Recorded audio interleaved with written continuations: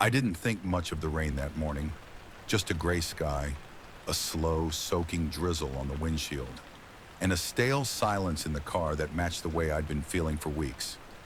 The kind of rain that doesn't scream storm, it whispers something older, something waiting. I had my elbow out the window, fingers tapping on the steering wheel, waiting for the light to turn green, and that's when the phone rang. I let it ring twice. The number wasn't saved. New York area code. I didn't answer unknown numbers usually, but something in me paused. Something, quiet and strange, told me to pick up. "Is this Daniel Walker?" the voice asked. Calm, male, measured, too still for a telemarketer. "Yes, who's calling?" "My name is Christopher Lang. I'm an attorney. I represent the estate of Robert Hayes. I believe he was your mother's cousin." The name hit harder than it should have. Robert Hayes. I hadn't heard that name in maybe 15 years. My mother used to call him Bobby when she spoke of him, which wasn't often. He was a figure that floated around the edge of our family history like a rumor. The wealthy one, the loner, the one who disappeared into some enormous house and rarely came back out. "He passed away last week," the man continued. "I'm reaching out because you've been named in his will." I remember blinking. The rain was still falling, just gently enough to feel hypnotic. For a moment I forgot where I was. Then I laughed. Soft, reflexive. "There must be a mistake," I said. "I barely knew the man." "That may be," Lang replied, "but the will is specific, and the conditions for inheritance require your presence." "Conditions?" "You, along with 3 others, must agree to stay at his home, the Raven Hill Estate, for 7 full nights, without leaving. You'll be provided accommodation, food, and security, but no one is to leave the property until the 7th day. Once that time is completed, the inheritance will be distributed." I paused. Let the words sit for a second. I could still hear the soft wipers against the glass, that dull rhythm that suddenly felt like a heartbeat. Distant thunder cracked, not dramatic, just enough to remind me the sky was listening. "How much money are we talking about?" I asked. I hated myself a little for asking, but I asked anyway. $10 million, Lang said, divided equally if all participants remain until the end. I almost laughed again. 10 million? Just like that? "And if someone leaves early?" I asked. "Their share is forfeited," he replied, "and possibly reassigned." I didn't know what to say. I didn't know what I was supposed to feel. I looked at the light, still red. Water creeping slowly down the edge of the windshield, like the world had slowed down just enough for this call to fit into it. I could still hear my breath, shallow and unsure. "There's a room reserved for you tonight," Lang said. "If you choose to decline, let us know by 5 p.m. Otherwise, we'll assume you're on your way." I looked down at my hands. I wasn't gripping the wheel anymore. I wasn't thinking about work, or the bills, or the way my apartment smelled like old carpet and loneliness. I wasn't even thinking about Robert Hayes. I was thinking about rain. I was thinking how strange it is that a man I hadn't seen in 20 years could call to me from the grave, with a number, a house, and a test. "Send me the address," I said. He did, just a text, nothing dramatic. And before I could think about it too much, I turned the car around. It rained the whole way there. Harder sometimes, lighter others, but never stopping, as if the sky was following me, watching. 2 hours later, I was staring up through the windshield at a mansion I'd only heard about in fragments. Raven Hill. It looked like it didn't care who I was, as if it had seen too many people arrive under worse pretenses. The stone walls were wet, darkened by time and weather. Ivy crawled up one side of the building like veins. The gates were open, but I had to stop the car and just sit, for a minute, before I could get out. There's something about old houses in the rain that feels like you're being invited into a secret you won't be able to forget. Or maybe a secret that won't let you forget it. I stepped out of the car, my shoes immediately soaked through. I didn't run. I just walked slowly toward the heavy double doors. They opened before I could knock. The man standing there was tall, dressed in black, maybe mid-50s. He gave me a polite nod. Too polite. "Daniel Walker?" he asked. "Yes. I'm Charles. I'll show you to your room. The others have already arrived." "Others? You'll meet them soon enough." He turned and walked inside. No further explanation. I stepped in. The first thing I noticed wasn't the architecture. It was the sound. No music, no voices, just the sound of the rain, echoing through the old wooden frame of the house, like the walls remembered something the rest of us had forgotten. And I realized I had just stepped into something that had been waiting, not for someone like me, but for me exactly. The hallway stretched farther than it looked from the outside. The rain had picked up again. I could hear it pushing against the tall windows like it was trying to come in.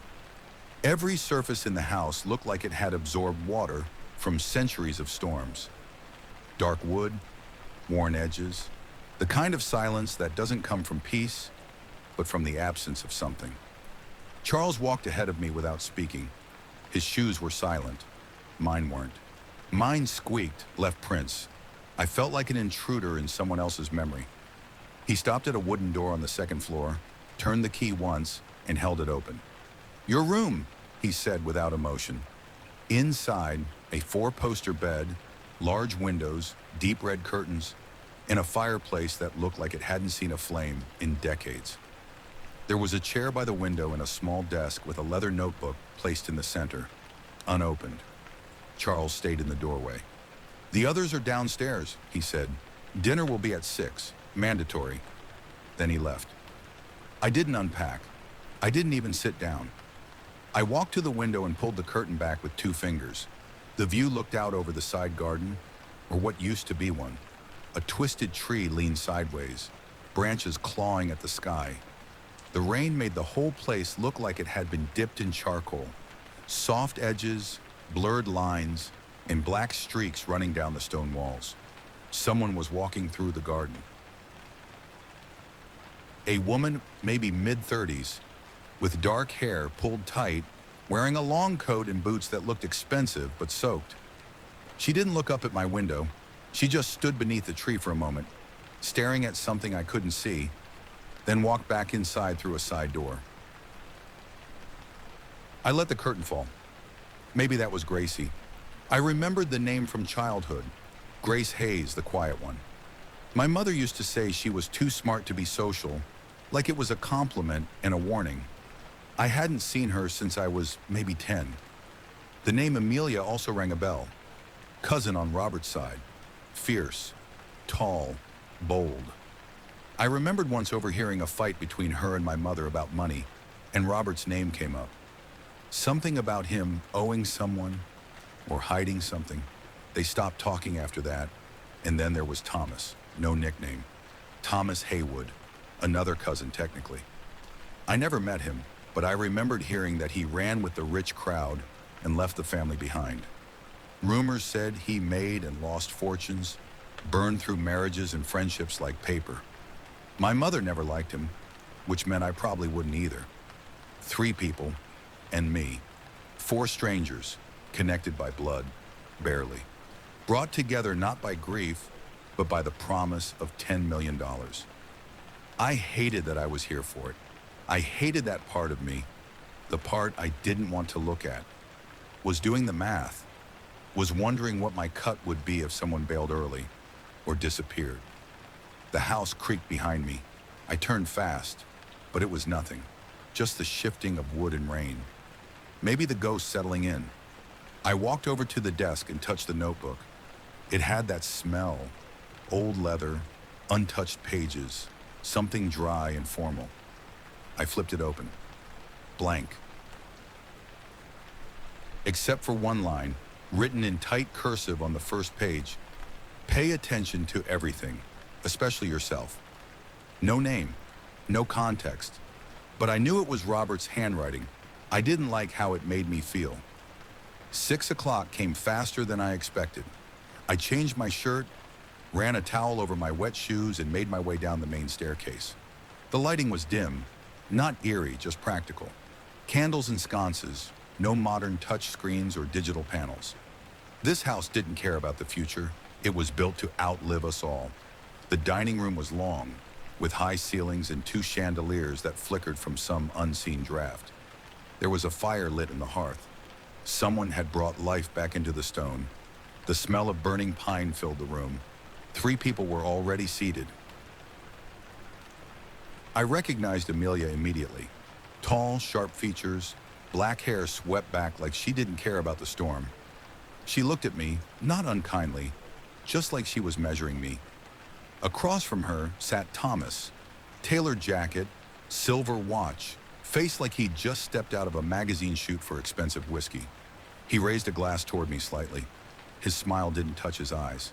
And at the far end, by the window, was Grace. She was thinner than I remembered, pale, with dark circles under her eyes. She wasn't looking at anyone, just out the window where the rain tapped softly against the glass like a metronome counting down to something. I nodded at each of them and took the only empty chair. No one spoke for a full minute. The silence didn't feel awkward. It felt charged, like everyone was waiting for someone else to say the first wrong thing. Finally, Amelia cleared her throat. "Well, we're all here," she said. "Shall we pretend this is a family reunion or just cut straight to the part where one of us snaps?" Thomas chuckled. "You're assuming only one of us will." Grace didn't turn. Her voice was soft. Robert would have liked that. Her first words, they gave me a chill I couldn't explain. Amelia leaned forward. "You all got letters, right?" We nodded. "Same nonsense in mine," she said. "Stay 7 days. No one leaves. Then we get paid." Thomas rolled his glass between his fingers. "And if someone leaves, then the rest split the pot," Amelia said. Grace finally turned to look at us. Her eyes were sharp, clearer than I expected. "He's watching." Silence again. She didn't explain. She didn't need to. Somewhere down the hall, a floorboard creaked. The wind howled against the walls like it wanted to get inside. The fire popped, loud, and it made me jump a little. I didn't say it out loud, but I felt it, in my chest, in the bones of the house. We weren't alone here, not just because of the 4 of us, not just because of Robert, but because some places remember too much, and the rain never lets them forget. Dinner ended the way it started, quietly and without warmth. We didn't talk much after Grace's strange little statement. "He's watching." I didn't know what she meant, or if I wanted to, but the way she said it, calm, flat, as if it was just a fact, it stuck to the inside of my mind like humidity in the walls. After we cleared our plates, or pushed food around on them, which was more accurate, Charles appeared again, as if summoned by the silence. He asked us to follow him into the next room. There was no expression on his face, just a nod. Then he turned and walked. We followed. The next room was smaller, not quite a study, not quite a library. A fireplace crackled low in the corner, and a long wooden table sat in the center, already set with 4 leather folders. One at each seat. There was one more person in the room, a man, mid-40s, sharply dressed, holding a thin briefcase and wearing a look that said he'd done this before. A lot. He looked up as we entered, nodded slightly, then reached into his case and pulled out a stack of thick documents. "My name is Christopher Lang," he said, without waiting for any reaction. "I am the executor of Robert Hayes' estate and the contents of his final will." Just hearing Robert's full name like that, in this house with that rain still crawling down the windows, it made the whole thing feel colder. Lang didn't waste time. He explained the basics, what we already knew, or thought we did. That Robert Hayes had passed away unexpectedly. No foul play confirmed, no official suspicions, but circumstances deemed unusual. That he had no spouse, no children, no obvious heirs. And yet, here we were. 4 names, 4 connections, 4 fragments of blood or history, barely held together. Emilia crossed her legs, leaned back in her chair with the kind of confidence that only came from people who had nothing left to lose, or everything to gain. Thomas was scribbling something on a napkin, probably numbers. Probabilities. What his share would be if one of us left early, or if three of us did. Grace just stared at the fireplace, and I sat there, pretending I was detached, when really my pulse was loud in my ears. Louder than the fire, louder than the lawyer. Then Lang pulled a small black envelope from his case, laid it on the table, and said, "There is one important clause I need to read aloud before you open those folders." We all looked at him, even Grace. He unfolded a paper, cleared his throat, and read, "To those I've called back to this place, know that my choice was deliberate.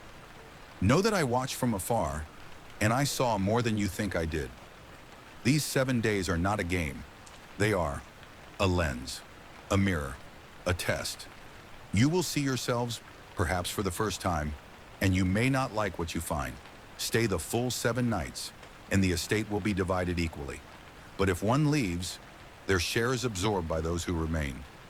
If more than one leaves, then the last shall inherit all." Lang looked up. No one said a word. Outside, the rain tapped harder against the glass, like someone drumming long fingers down the walls. Then he continued, "You may not leave the estate, not even for a minute. Phones will be collected. Internet and signal have been disabled. You will be monitored discreetly. There is food. There are provisions. There are no exceptions." My stomach turned. Amelia raised an eyebrow. "Monitored?" Lang nodded. Robert was meticulous. He installed private security systems years ago, fully internal. Audio, video, timestamp logs. I don't have access. No one does. But the house? Records. Thomas chuckled, but it didn't sound like amusement. "So, this is some sort of haunted escape room with a trust fund at the end?" Lang didn't blink. "If you wish to see it that way." Grace spoke then, softly. He wanted to see if we tear each other apart. Lang finally stepped back. "You may read your documents now. Sign them, only if you accept the terms. If you choose not to, you may leave before midnight. After that, you are bound by contract until the 7th day is complete." We each reached for our folder. My hands shook, just a little, enough that I noticed. Inside, standard legal forms, a breakdown of the estate's assets, estimated total value just under 10.4 million. Liquid assets, property, art, investments, even a damn boat, all meticulously cataloged. At the bottom of the page, my name, Daniel Walker, in crisp print, as if it belonged there all along, and beneath it, a line for my signature. I looked up. Emilia was already signing, without hesitation. Thomas paused, then did the same, grinning like a man taking a calculated risk at a poker table. Grace stared at the paper for a long time, then slowly reached into her pocket, pulled out a pen, and signed. I waited, just long enough to feel the weight of the moment. Then I signed too. Lang collected the folders, locked them in his briefcase, and stood. "You will each receive a separate letter tomorrow. It will contain a personal task, a truth you must face. Robert left them for each of you, individually." He looked at each of us, one by one, and ended with, "Be honest, or this place will swallow you whole." Then he left. The door closed softly behind him, like it didn't want to wake the house. We sat in silence, for minutes, maybe more. No one wanted to be the first to speak. Outside, the rain didn't let up. It was falling harder now, hammering the windows, washing the house in sound and shadow. I didn't know what was real anymore, only that something had begun, and it was too late to stop it. I didn't sleep much that night, not that I expected to. The room was cold despite the thick blankets.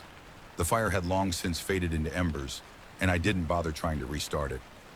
I just lay there, eyes half open, listening to the rain pound the windows like it was trying to tell me something, but refusing to say it all at once. There's a silence that lives in houses like this, old houses, big ones, where the wood breathes and the walls whisper between gusts. It's not peaceful. It's heavy, like something is waiting behind every sound. I don't know when I finally drifted off. Maybe around 4 in the morning.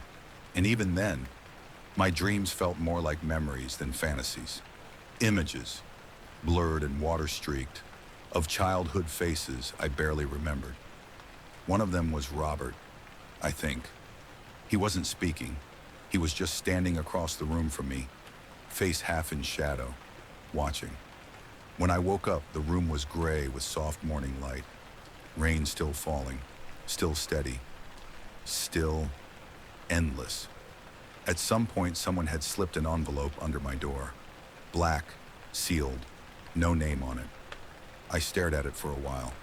I knew what it was. The letter Lang had mentioned, the personal task, the thing Robert had left for each of us individually. I picked it up, turned it over in my hands. The paper felt thick, expensive, heavy in a way that made my chest tighten. I sat on the edge of the bed and opened it. The handwriting inside was unmistakable. Robert's. That same tight cursive from the notebook, familiar and clinical all at once. He didn't start with "Dear Daniel" or any greeting, just straight into it.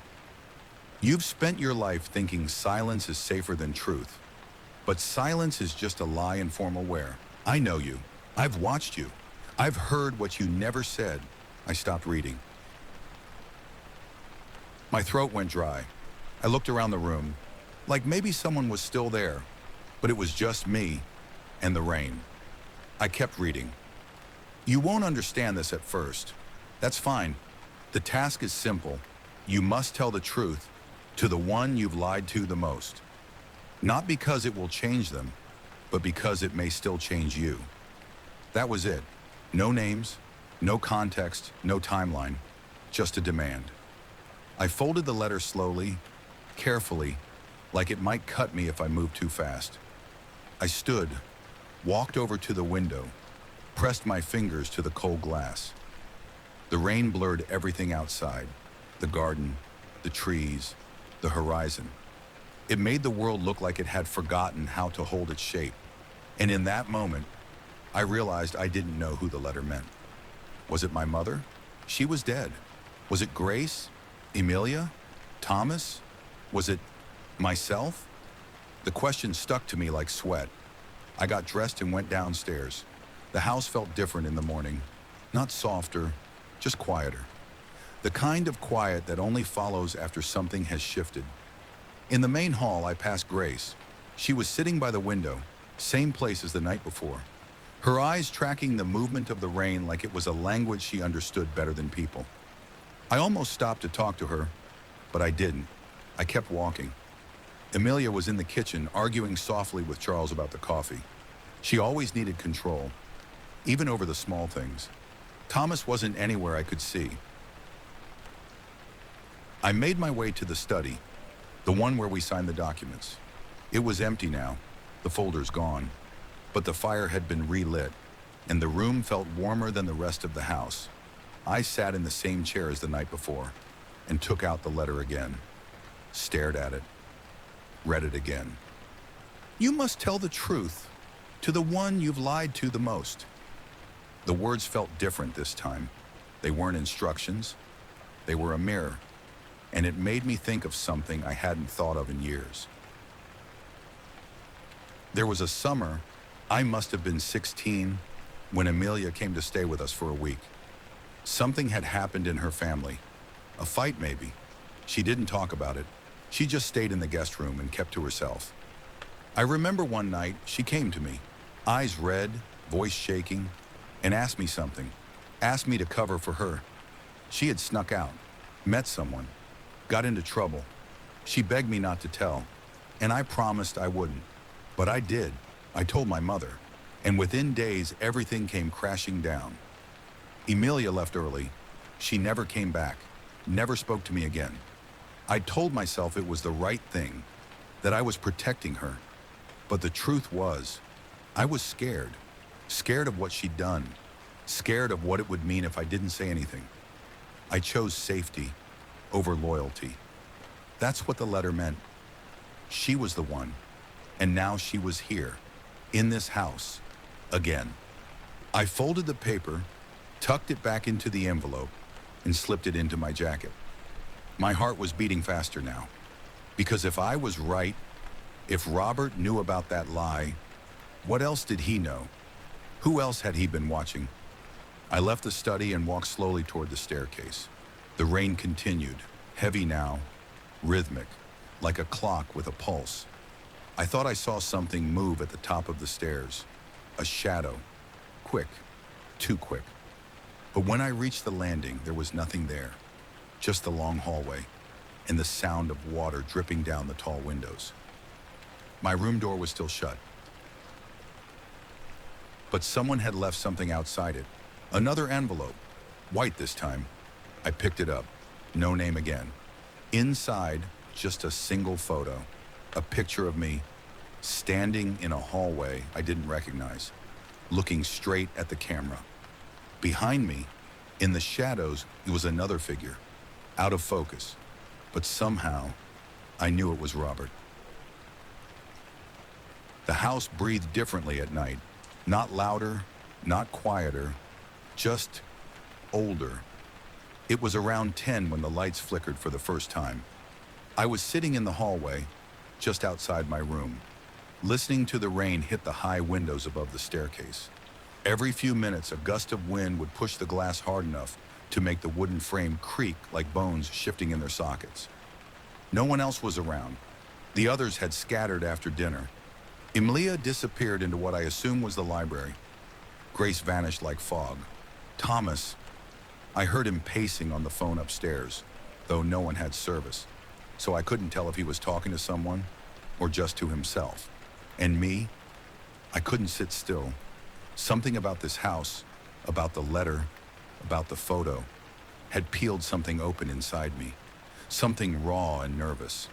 I kept feeling like I was being watched, not by the others, but by the walls themselves, as if the wood remembered us and didn't forgive easily.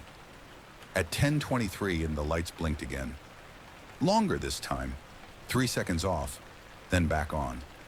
I stood up slowly, listening, and I heard it, just beneath the rain and the wind. Footsteps, slow, dragging footsteps on the floor above me. The same pacing rhythm I'd heard earlier from Thomas, but now it was different, heavier, slower. I crept halfway up the stairs, not making a sound. The hallway was empty, but I could feel something, like the last echo of breath just before someone speaks. I turned and went back down. There's a strange kind of courage that comes not from bravery, but from tiredness. The kind of courage that makes you walk into a room even when you're not sure you want to know what's inside. I ended up in the study again. The fire had gone out, just ash and soft orange dust in the hearth. But someone had been there, recently. A chair had been moved. One of the books from the side shelf was on the table, open, face down like it had been dropped in a hurry. I picked it up. The pages were dry, but one corner had been marked, folded over with precision. I flipped to it. Page 143. A line underlined in pencil, faint but deliberate. It is not the darkness that haunts us, but the memory of the things we saw when the lights were on. I didn't know the book, didn't recognize the author, but the words hit me in the stomach like a slow punch. I heard something then, not in the room, not outside, but behind the wall. A shuffle, a knock, then silence. I leaned closer to the wooden paneling, pressed my ear against it. Nothing. Only the soft hum of my own breath and the endless rhythm of the rain. Louder now, heavier, as if the storm outside was pressing itself against every inch of the house, trying to seep in through the cracks. I left the study. I didn't run, but I didn't walk slow either. The hallway seemed longer than it had earlier, the ceiling higher, the shadows deeper. Halfway to my room, I saw Grace. She was sitting on the floor against the wall, knees pulled to her chest, arms wrapped tight around them. Her eyes were open, staring at something that wasn't there. I stopped. Grace? She didn't move. I knelt next to her. She turned her head slowly, like it took effort. like she was underwater. "Did you hear it?" she asked. "Hear what?" She looked past me toward the end of the hallway. The voice. I waited. She blinked once, then again, and said, just barely above a whisper, it said my name. I stayed with her for a while, neither of us saying much after that. Eventually she stood, without a word, and went back to her room. I watched her go, waited until I heard her door click shut. Then I turned toward mine. There was something tucked under my door again. A folded piece of paper. No envelope this time. Just paper. I picked it up. No handwriting, no note. Just 4 words typed on a typewriter or old printer. "The window is open." I froze because I knew what it meant. I ran to my room, fast this time. Threw open the door. Everything looked the same, except the window. It was open. Not wide, just cracked. Enough to let the wind in. Enough to make the curtains move like they were breathing. I walked toward it slowly. My hands were shaking now. I closed it, latched it shut, backed away. I checked the room, closet, bathroom, under the bed. Nothing, no one. But the chill was still there, not just in the air, but in me. I turned to leave and caught something in the corner of my eye, the mirror. There was something written in the fog corner of it, like a finger had traced it from the inside. I stepped closer. It was faint, almost gone, but I could read it. Just one word. Again. That night, I didn't sleep. I sat in the chair by the window, watching the rain fall over and over and over again, and wondering, what the hell had Robert set in motion? And how far would it go before one of us broke? Morning came, if you could call it that. The sky outside was the same color as wet ash. Gray, thick, motionless. The rain hadn't stopped, not even for a moment. It was softer now, maybe, but constant, as if the clouds themselves had forgotten how to let go. I hadn't slept. Not really. I dozed in the chair by the window, head tilted, eyes half closed, body too stiff to trick itself in rest. Every time I blinked, I saw the mirror again. That word fading in the mist. Again. I still didn't know if someone had written it from inside the room or if I had imagined it altogether. But the window had been open. That part was real. I got dressed slowly, like my body didn't quite believe we were doing another day here. The air felt heavier than the night before, more soaked. Even the walls seemed damp, like the rain had found a way to crawl inside the bones of the house. I stepped into the hallway. It was empty. Again. No voices. No footsteps, just that sound, that endless, soft percussion of rain tapping across glass and stone and gutter. Like the house was being slowly dissolved, drop by drop. I didn't want to see anyone yet. Not Grace, not Amelia, not Thomas. I didn't want questions or small talk or shared glances over cold coffee. I just needed somewhere to breathe. I passed the kitchen, past the dining room, ended up near the rear staircase, a narrow one half hidden behind a sliding panel near the pantry, the kind of staircase that wasn't built for guests. I opened it and looked down. No light, just a soft, stale coldness drifting upward from below. The basement, because of course this house had one. I took a breath, then another, and stepped down. The wooden stairs groaned beneath me, slow, one at a time. My hand trailing along the wall to keep balance.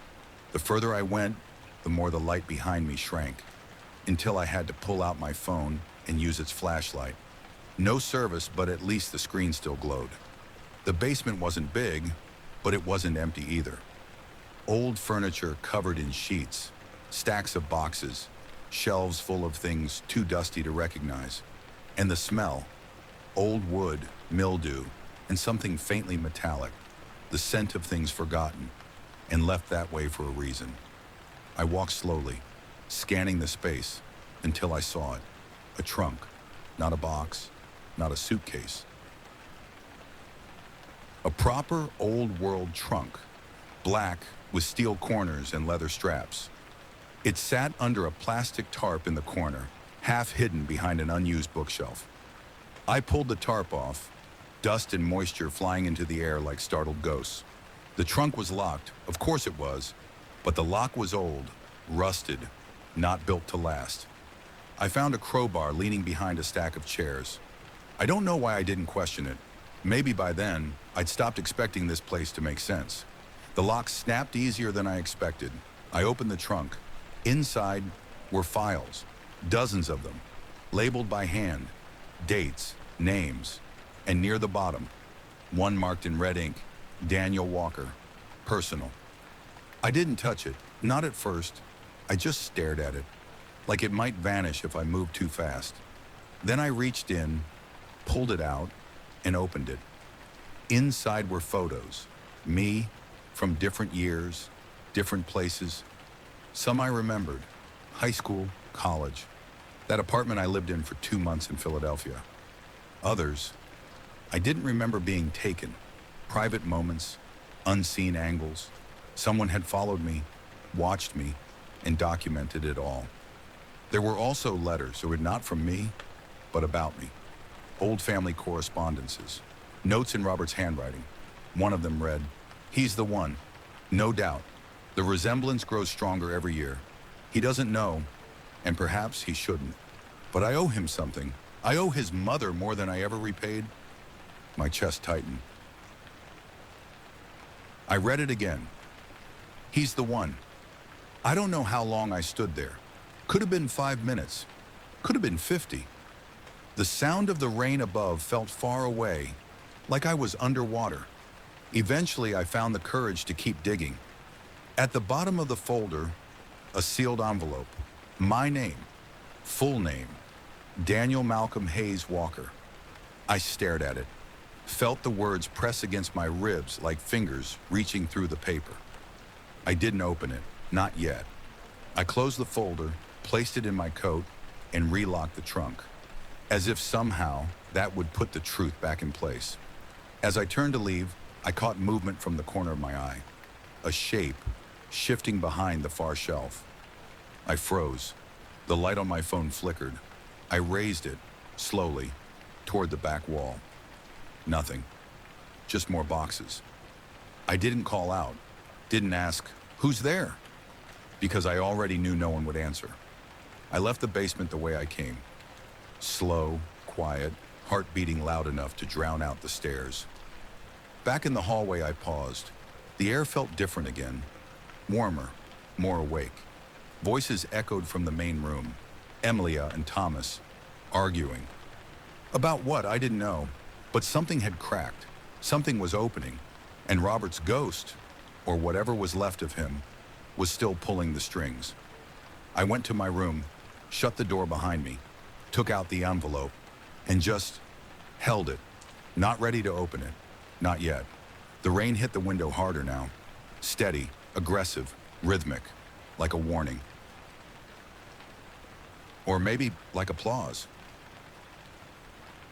I didn't open the envelope that day. I carried it with me, in my pocket, like it was made of glass. Every step I took, I could feel it pressing against my leg. A gentle, silent reminder that there was something inside, waiting. Something that could break everything I thought I knew. And somehow, I wasn't ready. Maybe that made me a coward, or maybe it just made me human. I wandered the house instead. Rooms I hadn't seen yet, corridors that seemed longer than they should have been, doors that didn't open, and others that opened too easily. The house didn't creak anymore. It groaned, like it had started waking up. By late afternoon, the rain had deepened again. Heavier, thicker, almost violent. Not thunder, just that endless, furious rush of water slapping against glass and stone and roof. I stood in one of the upstairs halls, watching the water streak down the tall window, and thought, maybe the house wasn't falling apart. Maybe it was drowning. And still, no one spoke about the night before. Not the open window, not the message on the mirror, not the photo in the envelope. It was like we were all pretending this was just some game. But I knew better now. We all did. I found Grace in the old sitting room, tucked into the west wing of the house, past the crooked hallway with the mirror that didn't quite reflect correctly. She was sitting in a velvet chair near the window, knees pulled up, hair damp from somewhere, but she hadn't been outside. She didn't look up when I entered, just said softly, "He had tapes." I stopped. "What?" "Robert," she said, her voice barely above the rain. "He recorded everything. Conversations, phone calls, sometimes even people sleeping. I found one when I was 12. Didn't know what it was. Played it. Heard my parents fighting about him." She turned her head then, finally looked at me. "He was always listening," she said, "even when you thought you were alone." She stood, walked over to a small cabinet near the bookshelf, opened it. Inside were a black plastic case. She pulled it out, opened the lid, and held it toward me. A cassette, an actual old-school cassette, dusty, labeled in Robert's handwriting. August 2004, library, unedited. She placed it in my hand like she was handing over a confession. "I didn't play it," she whispered. "Not yet. I don't want to hear his voice." But I did. God help me. I did. We found the tape player in the next room, hidden under a pile of old photo albums in a drawer that smelled like cedar and secrets. It still worked. Barely. The cassette clicked into place. We sat on the floor, back against the bookshelf, and I hit play. At first, nothing, just static. The sound of dust, of time, then old footsteps, soft, measured, wood creaking under leather soles. A breath, close to the mic. Then a voice. They think I don't know. They think they can smile through it, play polite, keep their knives hidden. But the house hears. The walls remember. Robert. His voice wasn't what I expected. It wasn't cold, or cruel, or even paranoid. It was tired and observant. He kept talking, but not to anyone. To himself, or to the tape. Fragments, names, memories. Then a silence. A minute, maybe more. And then something else. A second voice. Younger, sharper. "You promised me, Robert. You said I'd be taken care of. You said it was mine." Robert answered, calm, low. "Things changed. You made your choices. So did you." Grace and I looked at each other. Neither of us recognized the second voice. Male, young, early 30s maybe, angry. "Don't forget I know things too." "That's not a threat, is it?" "Not yet." The tape clicked again, then stopped. Just stopped. I didn't breathe for a few seconds. Grace took the cassette out like it was a bomb. "Who was that?" she asked. I didn't answer. Because I had a terrible, gnawing feeling I already knew, and his name was Thomas. Later at dinner, no one mentioned anything. The table was quieter than usual.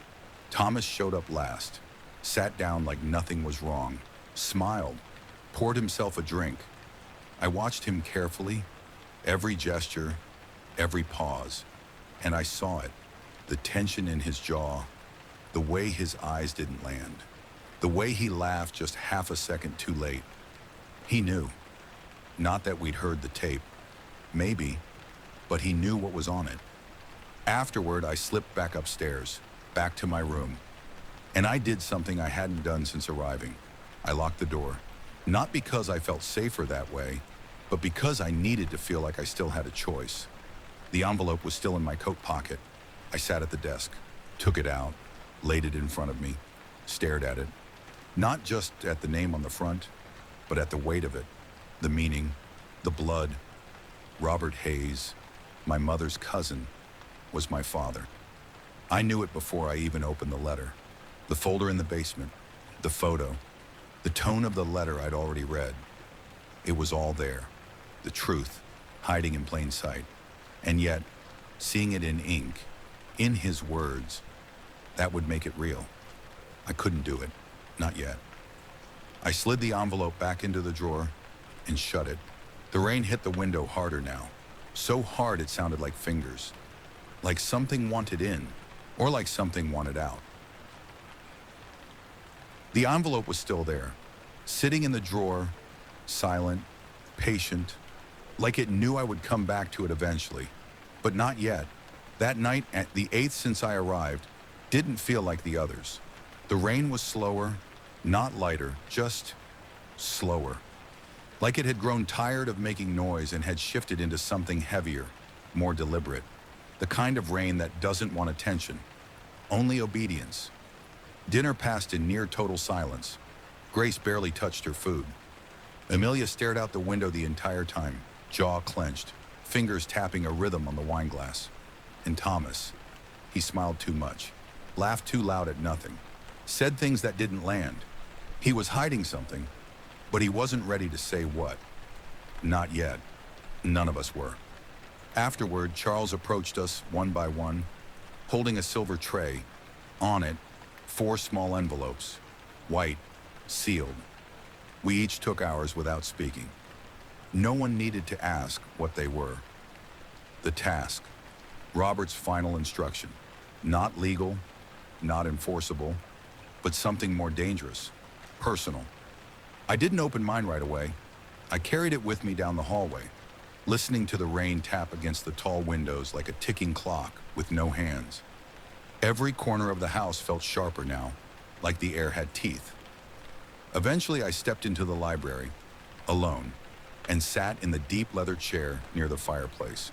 No flames this time, just the smell of cold ash and the echo of past heat. I opened the envelope. No greeting, no preamble, just 2 lines, written in the same sharp, deliberate hand I'd come to know too well. You know who it is. You've always known. Say it out loud, or be swallowed by your own silence. That was all. No name, but I felt it in my chest. A weight I couldn't exhale. Amelia, of course it was her. That summer, that night, the promise I broke, the silence I hid behind.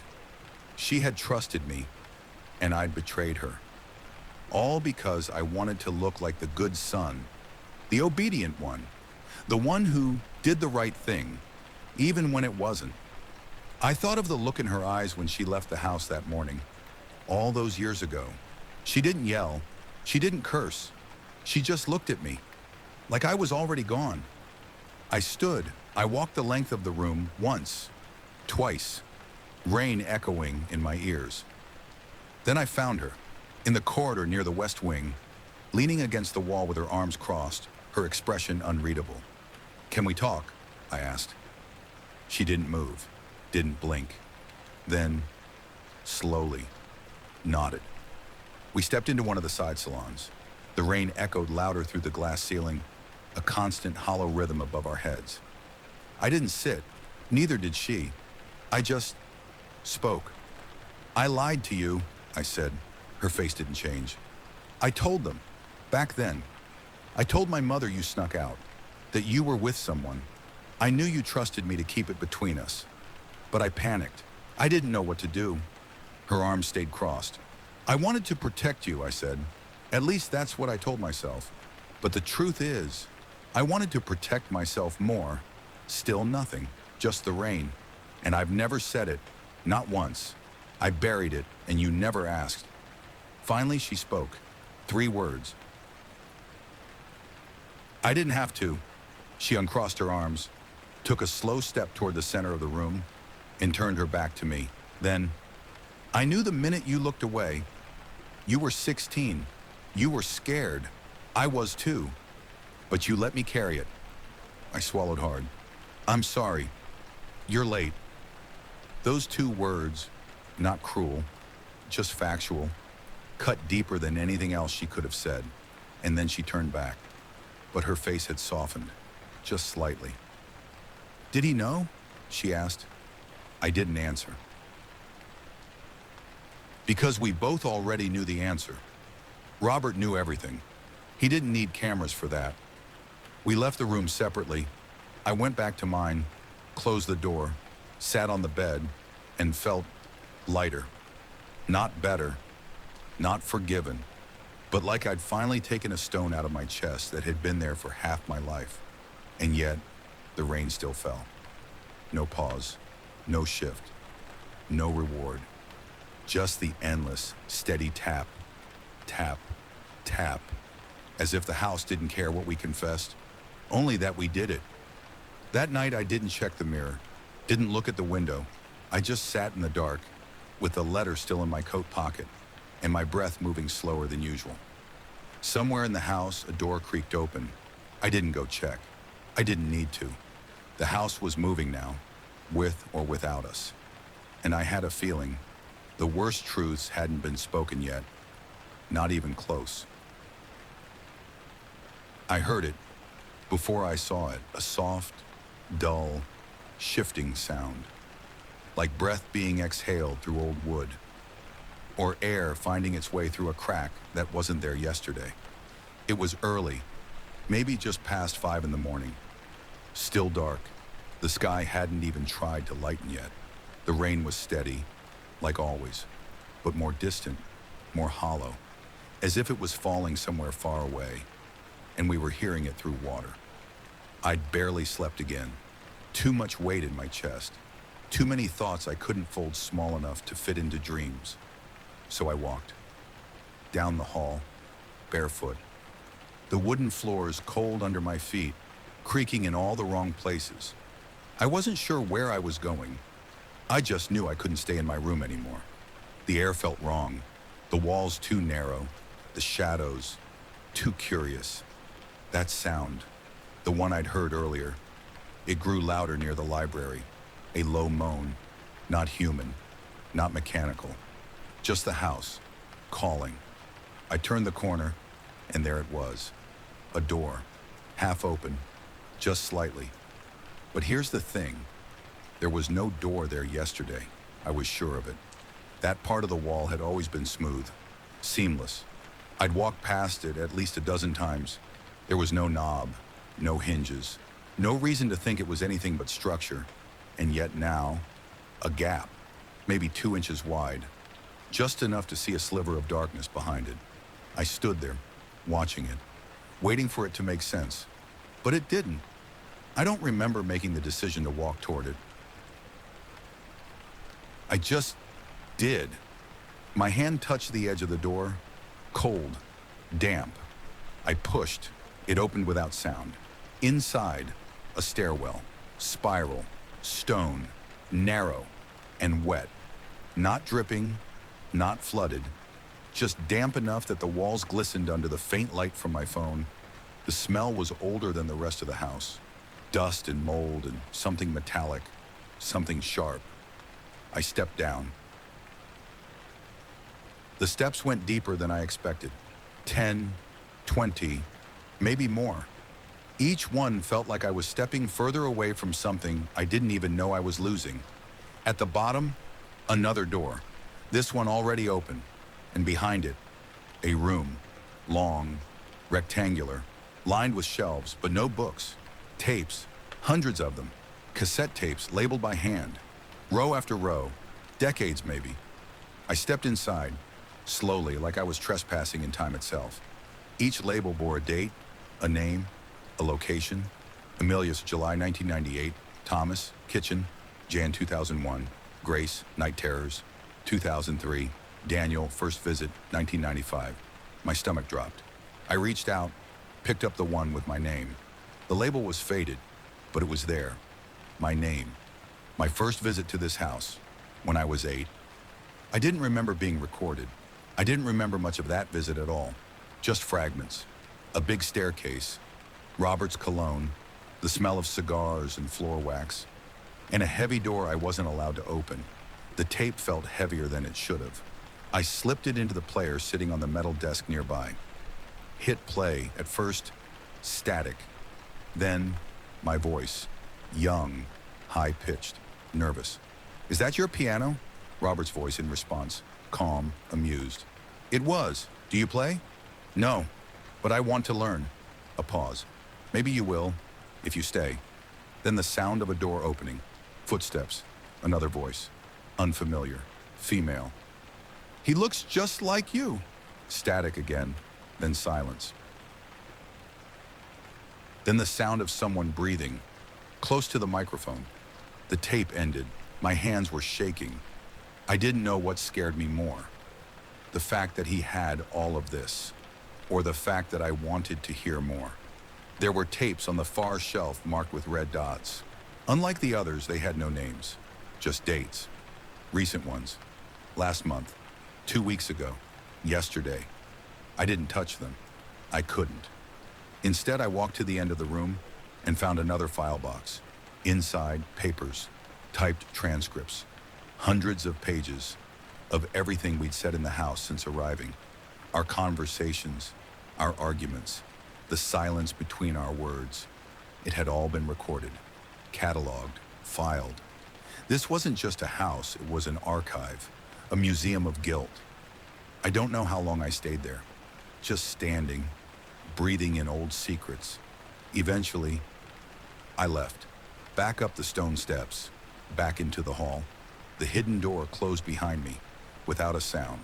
I turned the corner and ran straight into Thomas. He didn't flinch, didn't smile, didn't ask what I was doing. He just looked at me and said flatly, "You found it, didn't you?" I didn't answer, didn't need to. He nodded once, slow, almost sad, then turned and walked away. And just like that, the air in the house shifted again. Not colder, not darker, just closer. Like the walls had started listening harder.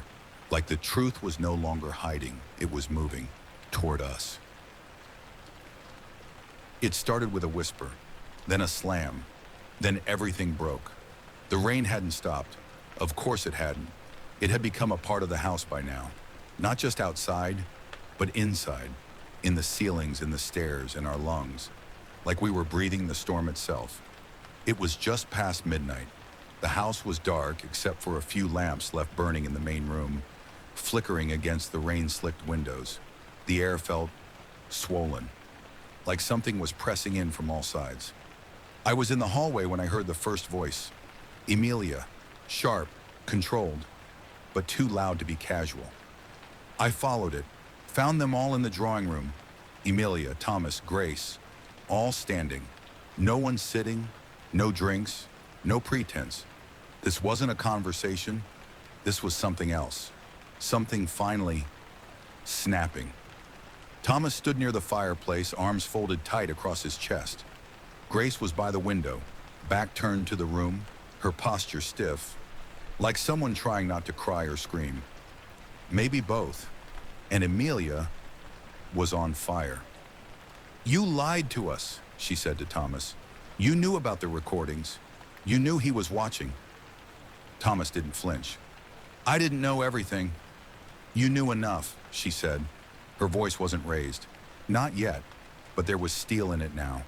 A trembling wire pulled tight. "You were already working with him before he died. You knew about the letters, the cameras, the basement." He didn't deny it. He just looked at her, then at me. "You found the archive, didn't you?" I didn't answer. Amelia's eyes snapped to me. "You found it?" I nodded, once. And just like that, the air in the room cracked open.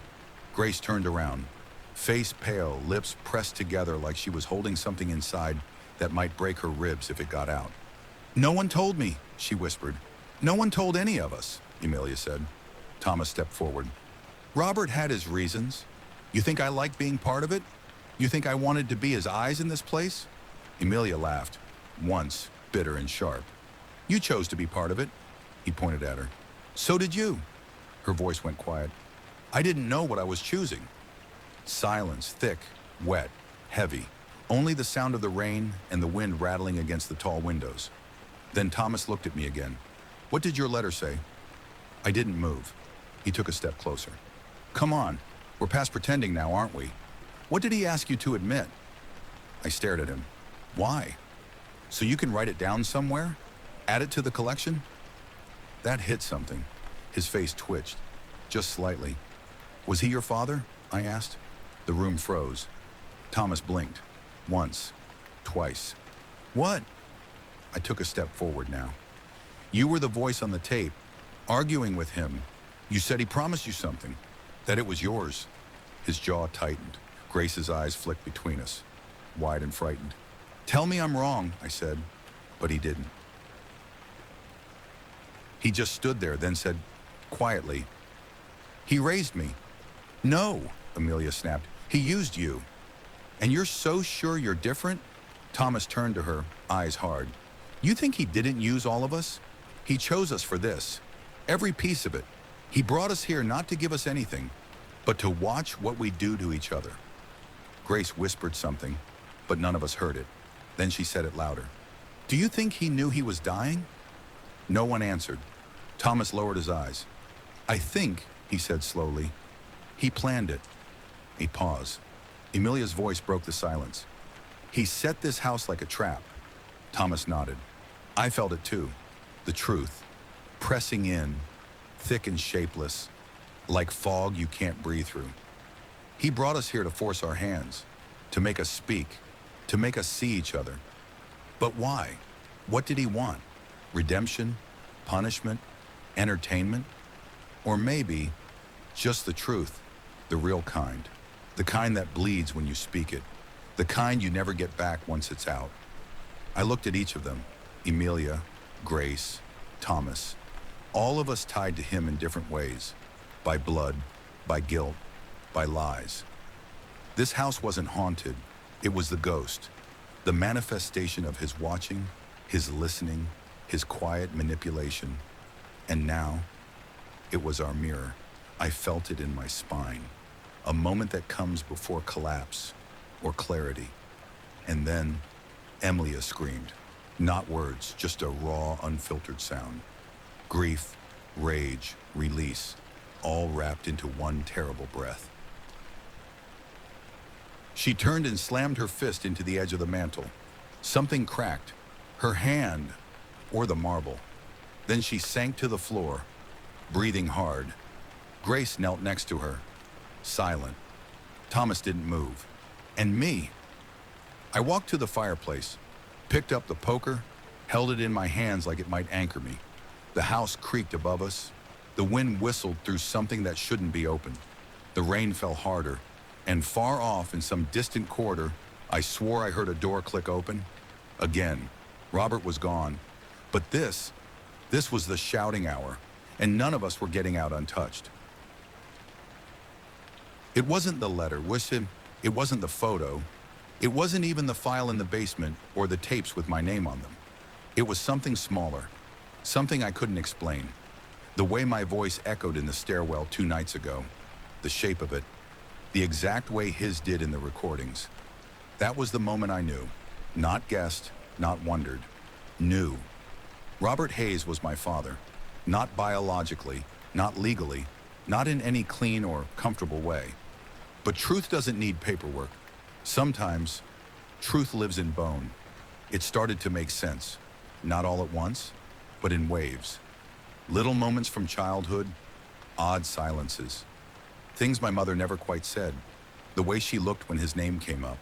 The way she never came to this house again after I turned 9. There was no DNA test, just a quiet ache. And the way the house itself responded when I whispered his name aloud in the dark. I stayed in my room most of that morning, let the others drift past in the hallway. I didn't care where they were going. I didn't care if anyone knocked. I sat on the floor, back to the bed, envelope open in my lap. His letter, the real one, was only 4 sentences long, each of them worse than the last. I kept it from you because I didn't want to ruin you. Not like I ruined everyone else. You were the best thing I ever touched, and the only one I ever left alone. If you hate me, I understand. That was all. No signature, no explanations, no context for how, or why, or who else knew. Just that final sentence, echoing in my head like it had been shouted down a long hallway and was still bouncing off the walls. If you hate me, I understand. The thing is, I didn't. Not exactly, but I didn't forgive him either. I just understood. And understanding someone like Robert Hayes is its own kind of damage.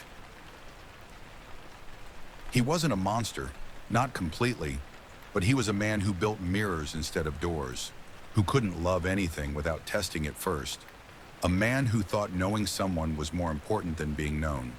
And I was what he left untouched. Except I wasn't untouched at all, was I? I was shaped in silence, and silence is loud when you grow up inside it. When I finally left the room, the house felt different. Not empty, it never felt empty, but still. Like it was watching, but no longer blinking. Grace was sitting in the hallway near the piano, hands in her lap. No sheet music, no sound, just the rain, still falling. Amelia stood in the doorway to the dining room, arms crossed. She didn't say anything as I passed, but she watched me like she already knew what had shifted. Thomas wasn't anywhere. Maybe he was in the basement. Maybe he'd become part of the foundation. I walked to the conservatory, one of the few rooms that still had natural light through its high, arched windows. The rain made everything outside look like melted glass, and for the first time since we arrived, I sat down and just let the weight in my chest be what it was. No running, no searching, no trying to solve what couldn't be undone. I don't know how long I sat there. Minutes, hours, maybe both. And then I heard it, a creak, not from the hallway, not from the floors, from above, the attic. I hadn't been up there. None of us had. The door was locked, had been since the first day. But now it wasn't. I found the staircase near the third floor landing, the one hidden behind the grandfather clock that had stopped ticking sometime in the 80s. The attic door was open half an inch, just like the basement had been. The air was thick with dust, old papers, forgotten cloth, and something else. Something that smelled like memory. I pushed the door open. It wasn't dark inside. The far wall had a window, and the gray light filtered through just enough to paint everything in soft silver. And in the center of the room, a chair, a single wooden chair, facing the window, with a journal sitting on the seat. I walked toward it slowly, the floorboards soft beneath my steps. I picked it up, opened it. First page, a single line. For the one who never asked, the rest, pages and pages. His handwriting, observations, fears, apologies he never gave. Not to Grace, not to Amelia, not to Thomas, not even to himself, just to me, just to the one who wasn't supposed to know. He wrote about the moment he realized I might be his. The way I looked at age 7 when he visited us one summer. The letter my mother sent him a year later. The one she never told me about. He wrote about guilt, but also about pride. He wrote like someone who had run out of time and grace and words, but tried anyway. I read it all, every page, every sentence, and by the end, I didn't cry. I just sat, still, quiet, and thought about how strange it is that the man who taught me nothing face to face still shaped every part of who I became, even in silence, especially in silence. He was gone, just like that. One moment, Thomas was part of the house, part of the silence, part of the tension stitched between us all like a hidden thread. And the next, gone. I didn't see him at breakfast, didn't hear him pacing the hallway, didn't catch his voice murmuring to himself in the corner near the fire. No one had, no footsteps, no door opening, no suitcase dragged across the old floorboards. Nothing, only the rain, still falling, still present, still louder than it should be. Grace noticed first. She knocked on his door, waited, knocked again. No answer. The door was unlocked, wide open in fact, bed made, curtains drawn, room untouched. No note, no coat, no shoes by the door. Just absence.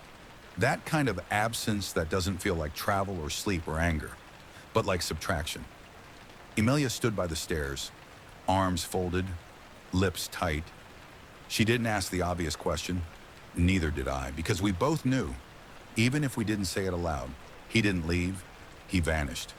The house took him. I know how that sounds. I know how insane that sounds.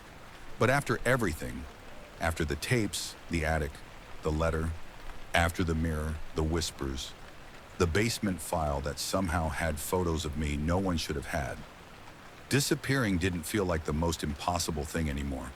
We searched. The whole house, every room, even ones we hadn't dared touch yet, the smoking parlor, the locked cellar pantry, the chapel. Yes, chapel. Robert had a chapel, small, stone, cold, hidden behind a sliding wall panel just off the second floor corridor. I found it by accident. Or maybe it found me. There were 3 pews, a cross made of scorched wood, and a single chair facing backward in the corner. Dust everywhere, except for the cushion. One seat, recently disturbed.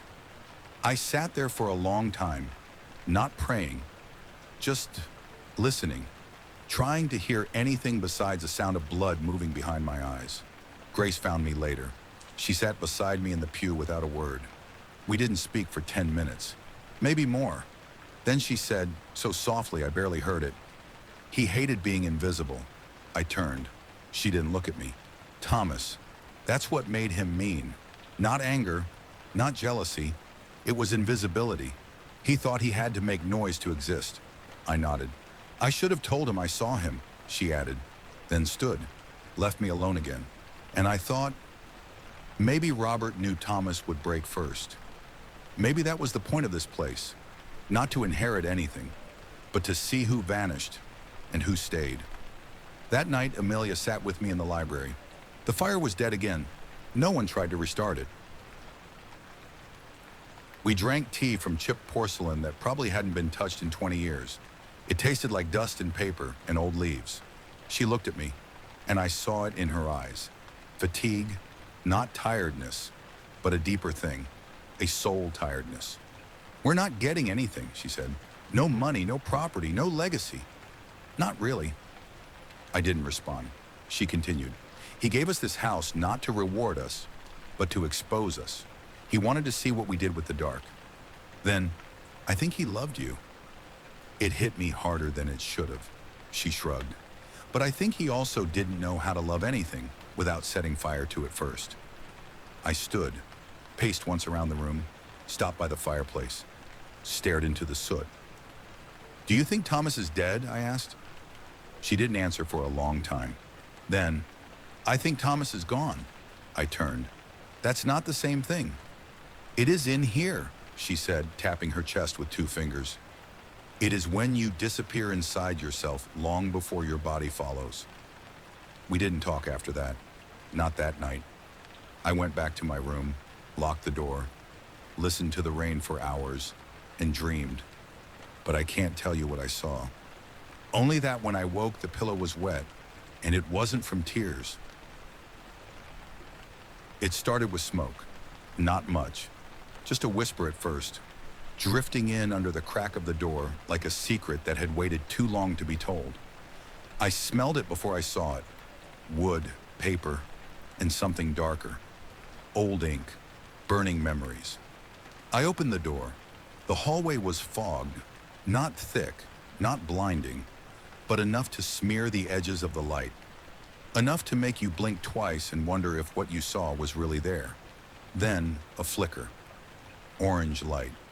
Down the hall, past the staircase, toward the east wing, the study. I ran. Half because I was afraid the house was on fire.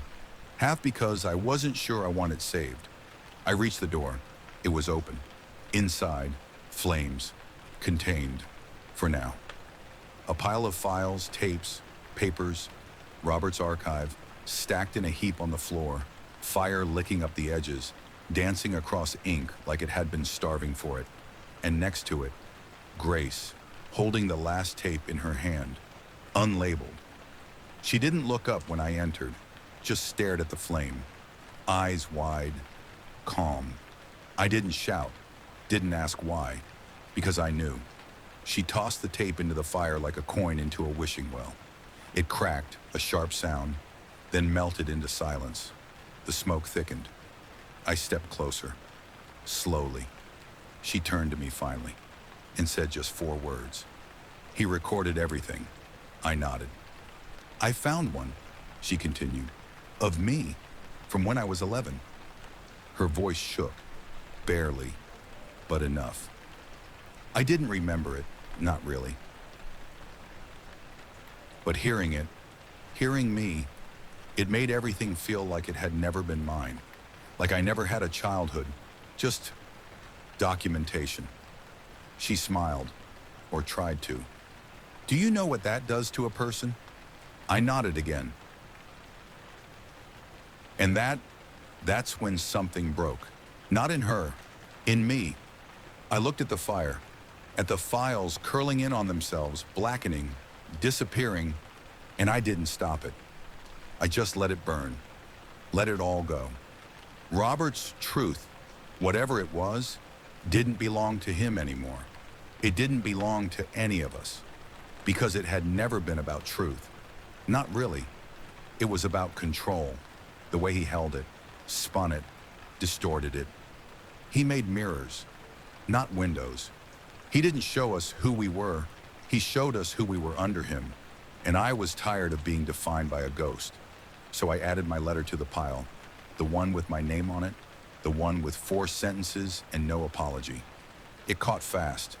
The flame chewed it down in seconds. And for the first time since I stepped foot in this house, I breathed, full, clear, unburdened. Grace looked at me then. "Do you think this is what he wanted?" I shook my head. "No, I think this is what he feared." She closed her eyes. The room filled with crackling, papers turning to ash, tapes shriveling like old skin.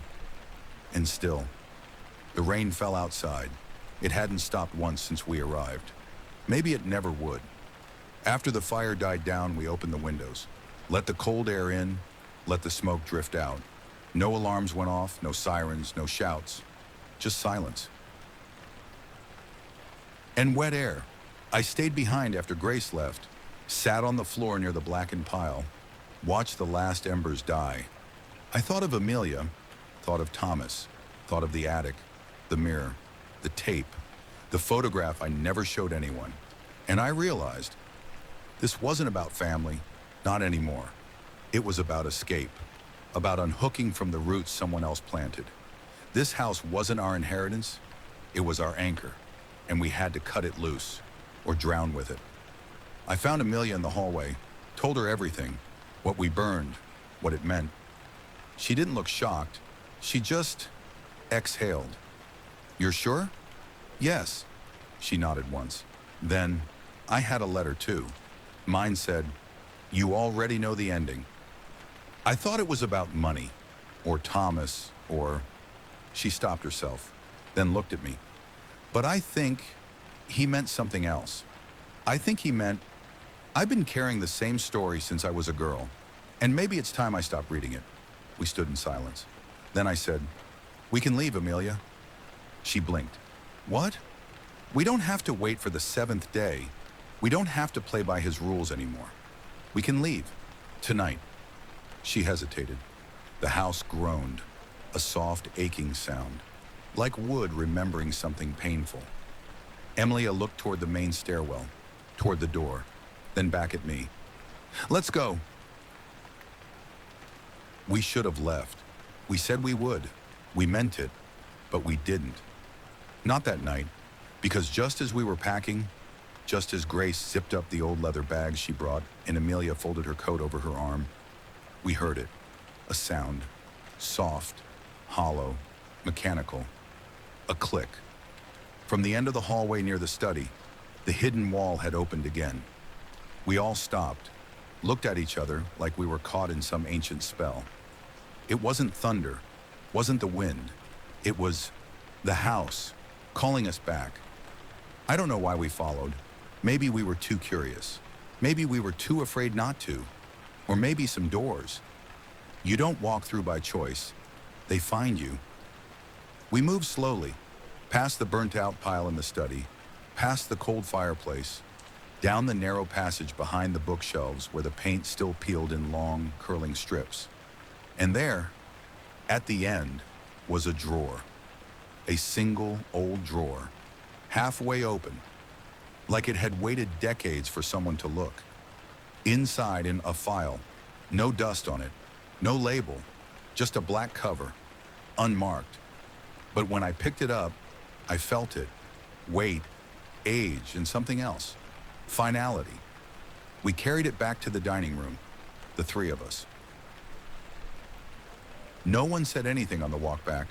Even the rain seemed quieter, as if it too were listening. We sat at the long table, the one that had once hosted Robert's cold dinners and colder silences, and opened it.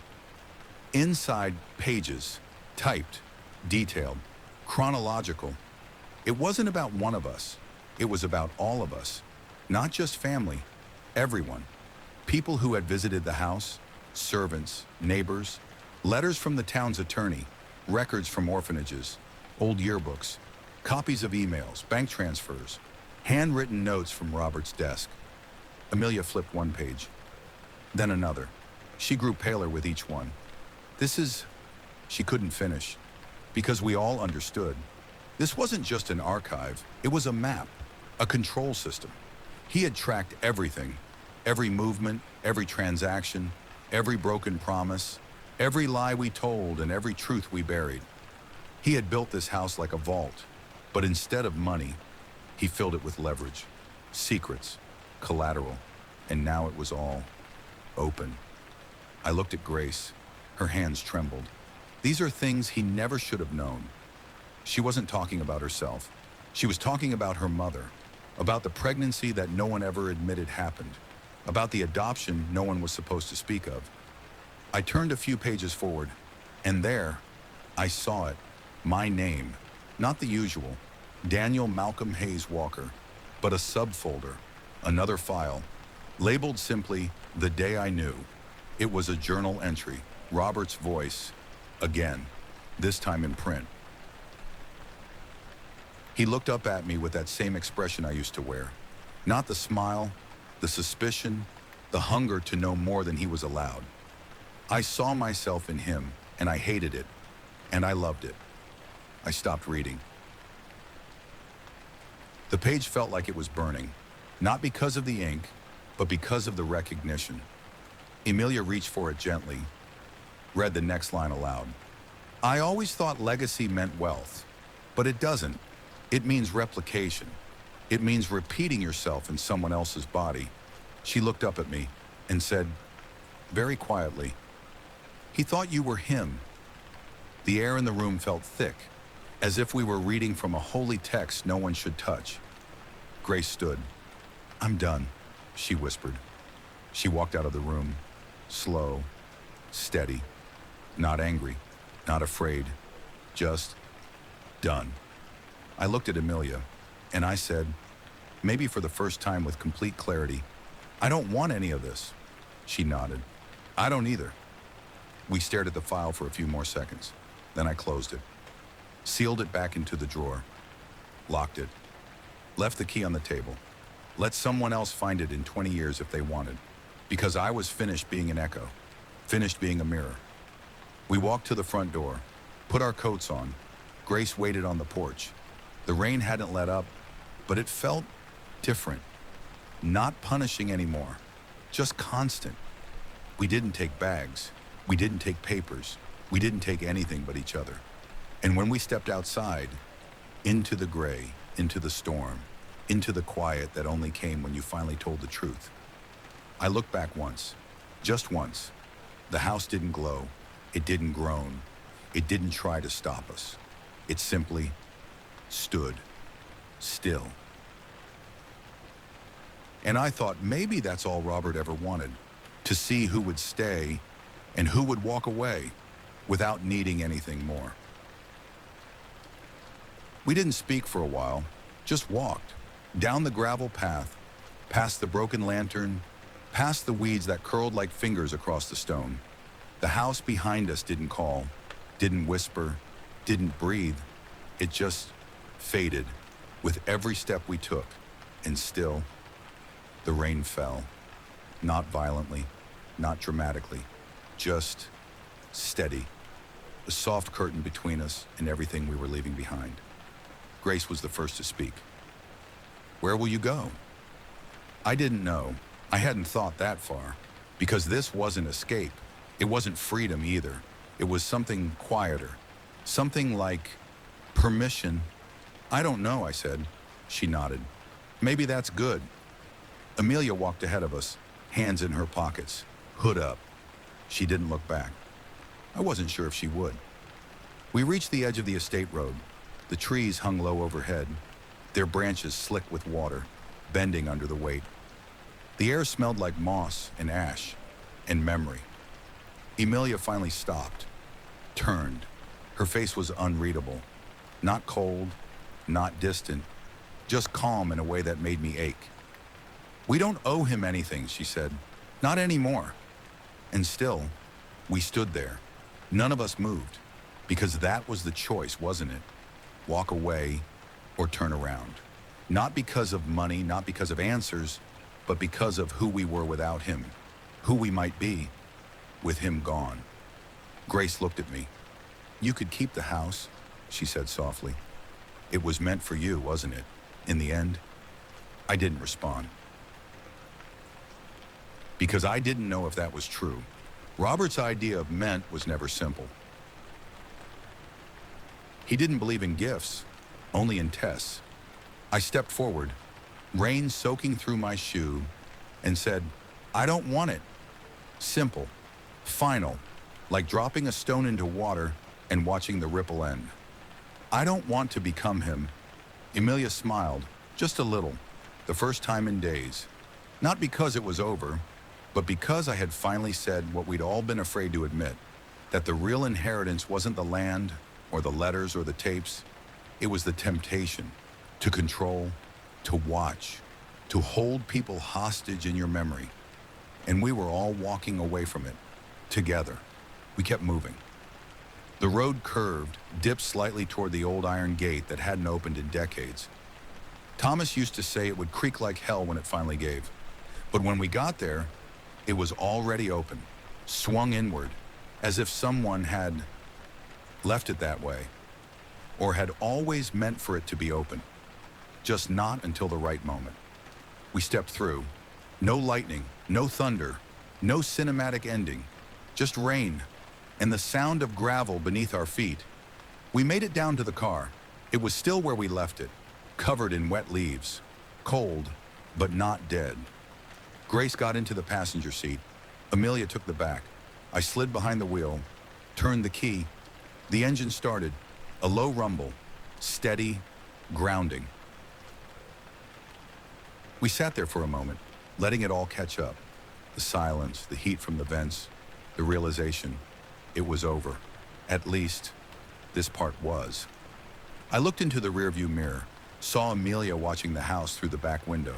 She didn't speak, but I knew.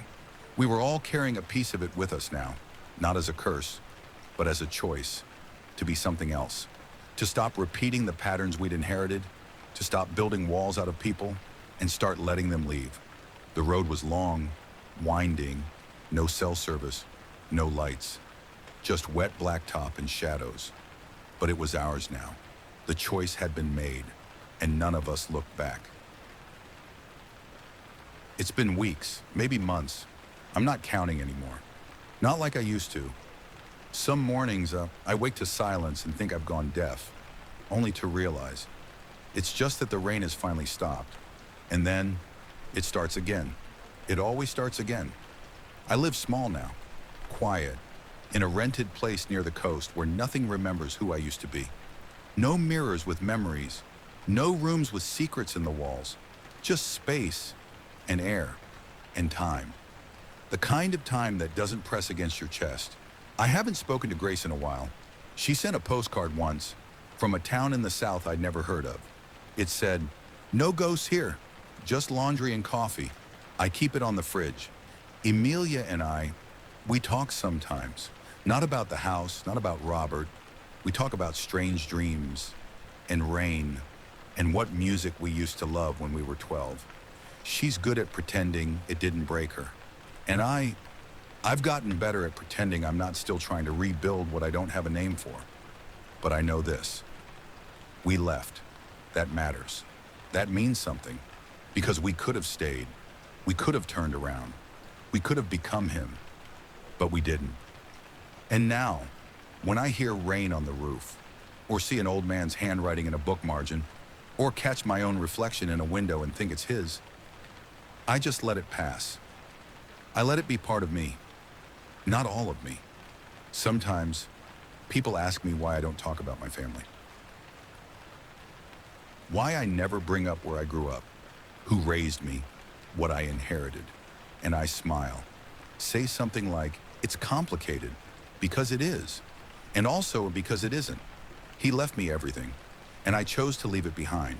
Not out of anger, not even out of pain, but because some stories aren't meant to be told out loud. They're meant to leak, to hum in the background, to show up in the way you pause between sentences, or why you never lock your doors, or how you flinch when someone says your full name. That's what he gave me. Not wealth, not closure, but something harder, the ability to know, to see how stories work and how some should end. And if you ask me now, was it real? Did it happen? Did the house change you? I'll tell you this. You don't leave a place like that untouched. You don't leave a silence like his without echoes. And when it rains, which it always does, I still find myself standing by the window, listening, watching, waiting for the knock that never comes. Because maybe, just maybe, he's still out there, not alive, not haunting, but watching, through the storm, through the glass, through me. And I think, if there's one thing I've learned, one truth I can say without flinching, it's this: the dead don't speak, but the rain will tell.